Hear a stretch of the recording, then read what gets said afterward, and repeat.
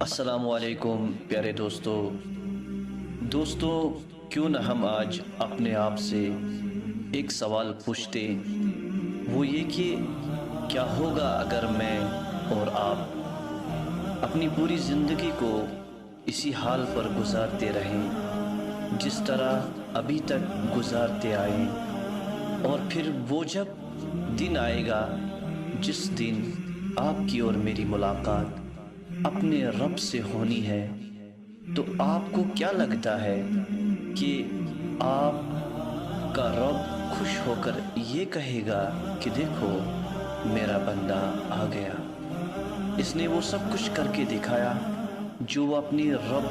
کی خوشنودی کے لیے کر سکتا تھا، اپنی نبی صلی اللہ علیہ وسلم کی محبت میں کر سکتا تھا؟